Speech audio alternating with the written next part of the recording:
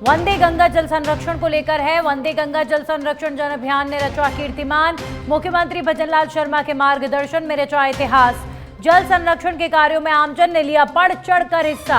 2 करोड़ 23 लाख से अधिक लोगों ने की सहभागिता। राजस्थान को जल संपन्न बनाने की दिशा में अभियान की महत्वपूर्ण भूमिका रही है। तो जल संरक्षण के कार्यों में आम जन ने बढ़ चढ़कर हिस्सा लिया है और ये सिद्ध किया है कि राजस्थान की जनता भी सरकार के साथ पानी और पेड़ पौधों के संरक्षण के लिए उतनी ही गंभीर है जितना प्रदेश का नेतृत्व।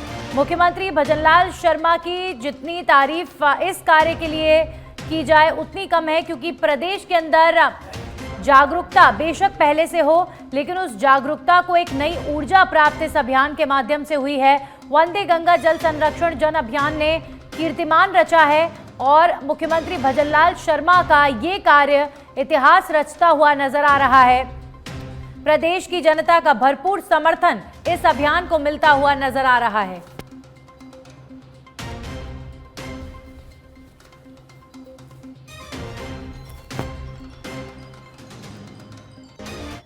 और अब खबर अलवर से है। अलवर के रामगढ़ से खबर है, जहां पर अलवर दिल्ली हाईवे पर स्थित संस्कार वैली स्कूल में निशुल्क चिकित्सा परामर्श शिविर का आयोजन हुआ। शिविर में उप मुख्यमंत्री प्रेमचंद बैरवा और अलवर सांसद और केंद्रीय मंत्री भूपेंद्र यादव की अध्यक्षता में शिविर की शुरुआत की गई। शिविर के संयोजक डॉक्टर हेमंत वर्मा की टीम ने मुख्य अतिथियों का मोमेंटो भेंट कर स्वागत किया।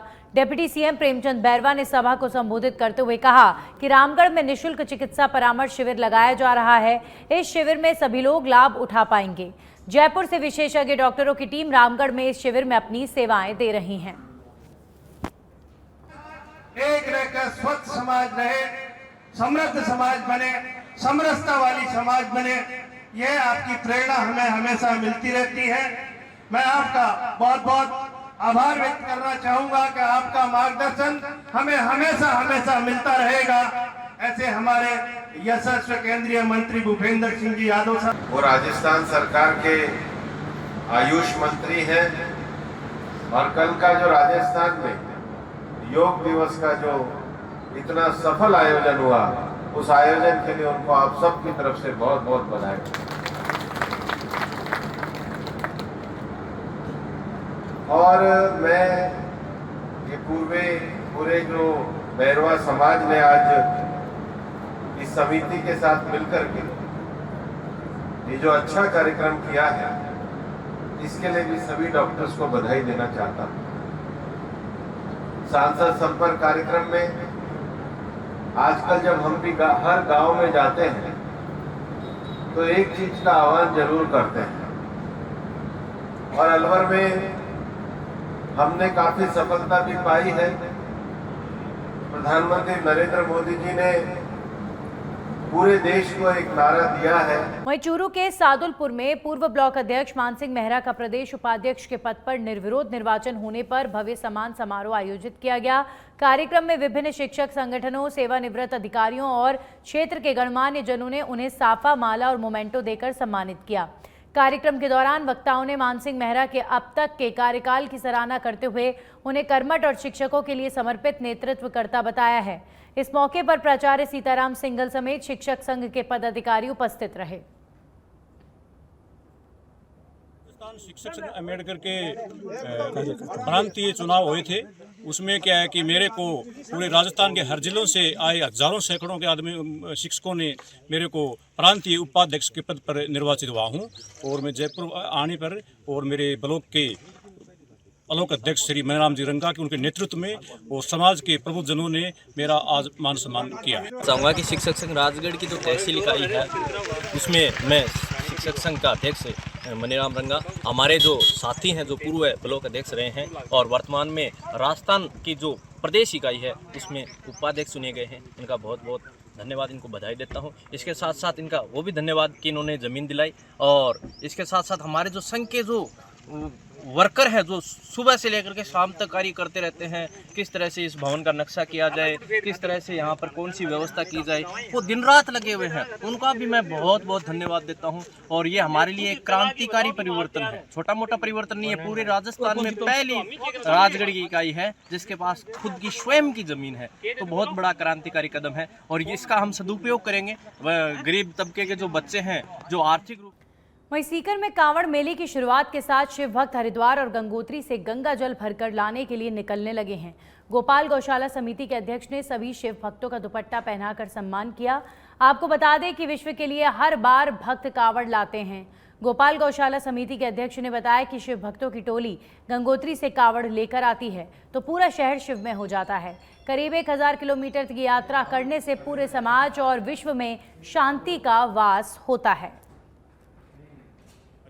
15वीं कावड़ यात्रा है और सीकर राधा कृष्णपुरा से गंगोत्री के लिए जाएगी और हमारी चेवड़े में 11 सदस्य हैं और गंगोत्री से हम कावड़ भर के 27 तारीख को रवाना होंगे और नाचते कूदते रास्ते में गंगोत्री से भटवाड़ी है, उत्तरकाशी है, चंबा है, ऋषिकेश है, हरिद्वार होते हुए सीकर पहुंचेंगे और जलाभिषेक हर्षनाथ होगा और ये हमारी यात्रा 1000 किलोमीटर की है। बहुत खुशी की बात है और सीकर शेखावाटी के लिए परम हर्ष की बात है कि हमारे यहाँ ऐसे परम शिव भक्त हैं जो ठेठ गंगोत्री, जहाँ से गंगा माँ का उद्गम स्थान है, वहाँ जाकर वहाँ से पैदल कावड़ लेकर आते हैं और यहाँ आकर शिव जी का अभिषेक करके इस सीकर की धरती को पावन बनाते हैं, दिव्य बनाते हैं। और ये बहुत बड़ी खुशी और सभी शिव भक्तों के लिए प्रेरणादायक बात है। हमारे सुरेश जी सैनी जी वर्षों से यहाँ से शिव भक्तों को की जत्था को लेकर और खूब हर्ष के साथ नाचते गाते शिवमय होते हुए, शिव भक्ति में लीन होते हुए जाते हैं और वहाँ से पैदल बहुत अनुष्ठान के साथ, विधि विधान के साथ, नियम के साथ, पवित्रता के साथ, शुद्धि के साथ शिव मंत्रों का उपासना करते हुए वहाँ से गंगोत्री से जल ले आकर और यहाँ भगवान शिव का उपासना और भंडारा प्रसादी करते हैं। और इस खुशी में कम से कम हजारों लोगों की प्रसादी होती है और सभी लोग शिवमय होते हैं। बहुत खुशी की बात, यहाँ सीकर के प्रबुद्धजन बैठे हुए हैं आपकी इस यात्रा को रवाना।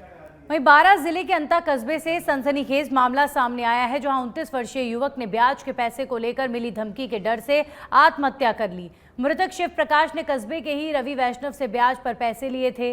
आरोपी रवि वैष्णव ने शिव प्रकाश को जान से मारने और चौराहे पर बेइज्जत करने की धमकी दी थी। मृतक के परिजनों ने शव लेने से इनकार करते हुए आरोपी के खिलाफ कड़ी कार्रवाई की मांग की है। कलेक्शन बेस पे डायरी के हिसाब से तो उन्होंने ज़्यादा प्रेशर डाला उन पे, भैया पे, कि पैसे दे वरना तेरे साथ ऐसे करेंगे, दुकान मत खोल लेना, ये मत कर लेना। और इसके दबाव में आके उसने ये कदम उठाया। तो तुम्हें कैसे मालूम पड़ी ये बात? हमें रिकॉर्डिंग है ना हमारे पास, उसने जो बात की थी, बात पे उसने धमकियाँ दी थी, उसकी रिकॉर्डिंग हमारे पास है। अब क्या चाहते हो आप?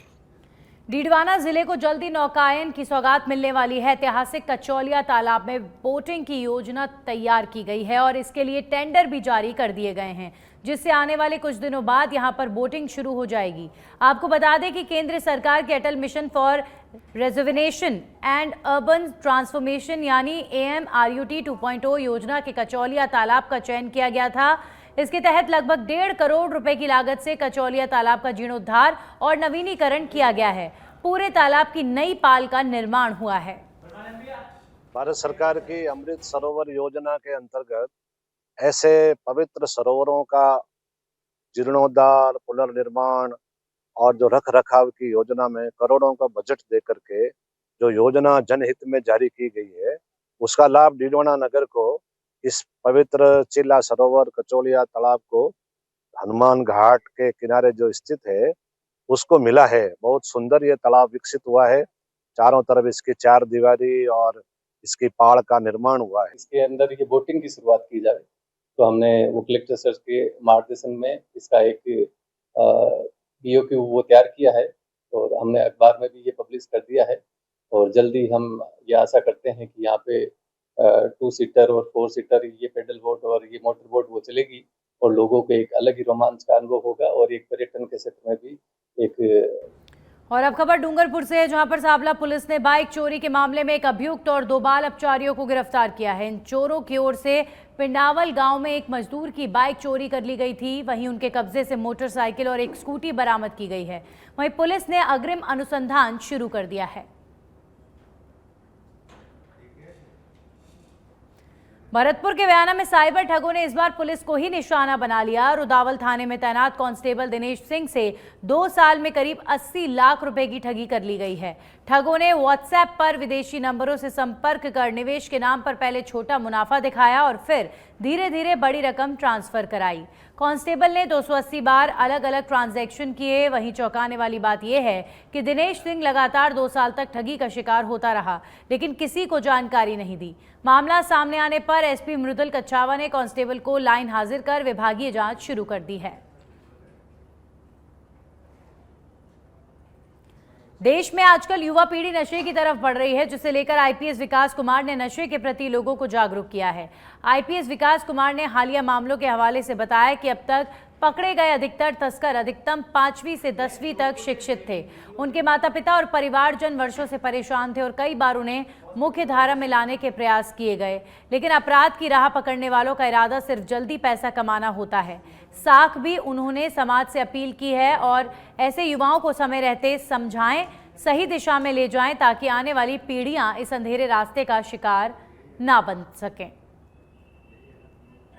दुर्दांत कहें, कुख्यात कहें, छलावा कहें, बुलावा कहें, हौसी कहें, वाशी कहें, भयावह दरिंदा कहें, फरार परिंदा कहें, ये सारे विशेषण यदि सटीक बैठते हैं किसी एक अपराधी पे, तो उस अपराधी का नाम है चीमाराम पुत्र जेलाराम, उम्र 30 साल, निवासी चौहटन बाड़मेर, जो पिछले 15 वर्षों से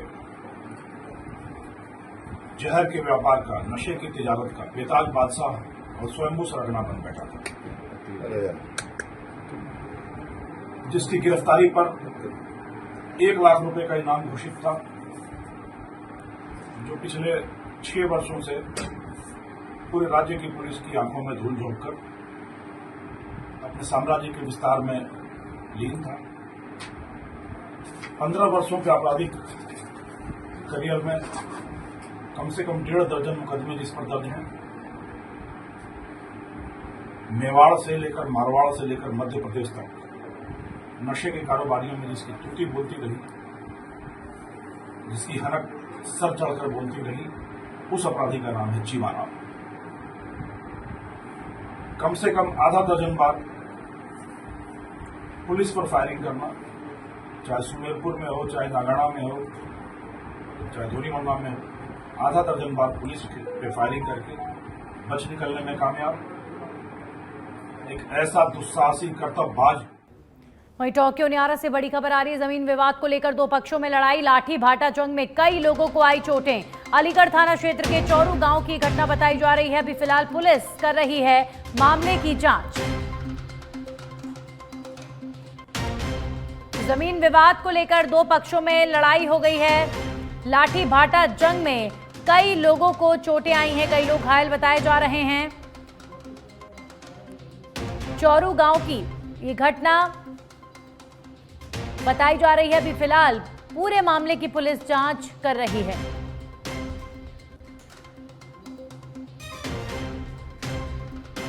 तो टोक्यो न्यारा में 2 पक्षों में ये विवाद हो गया, जिसमें लाठी भाटे तक चल गए।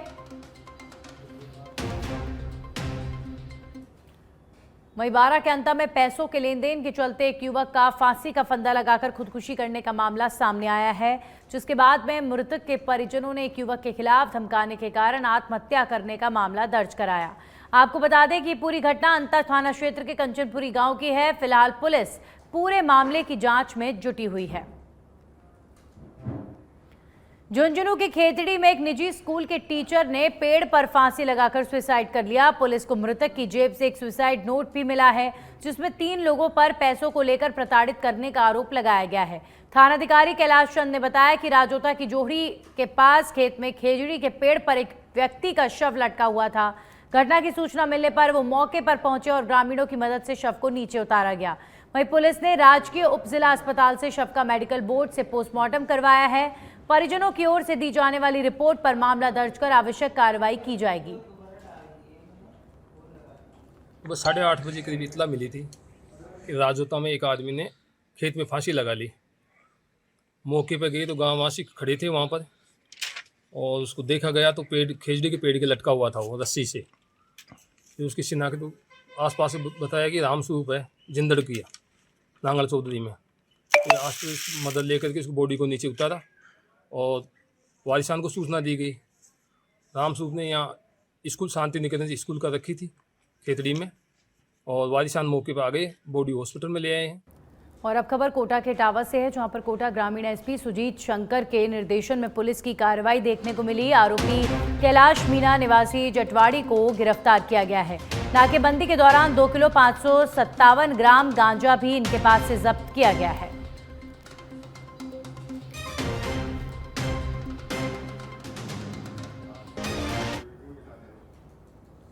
घटना ये पहले उनको भैया ने पैसे ले रखे थे कलेक्शन बेस पे डायरी के हिसाब से, तो उन्होंने ज़्यादा प्रेशर डाला उन पे भैया पे कि पैसे दे वरना तेरे साथ ऐसे करेंगे, दुकान मत खोल लेना, ये मत कर लेना। झुंझुनू में साइबर ठगी के मामले थमने का नाम नहीं ले रहे हैं। ताज़ा मामला पिलानी कस्बे से सामने आया है, जहां पर स्टेट बैंक ऑफ इंडिया की एक महिला खाता धारक को क्रेडिट कार्ड सुविधा के नाम पर ठगों ने चूना लगा दिया। माया सैनी के खाते से 25,600 रुपए की ठगी हुई है। पीड़ित ने बैंक के कस्टमर केयर पोर्टल पर ऑनलाइन शिकायत दर्ज करवाई है।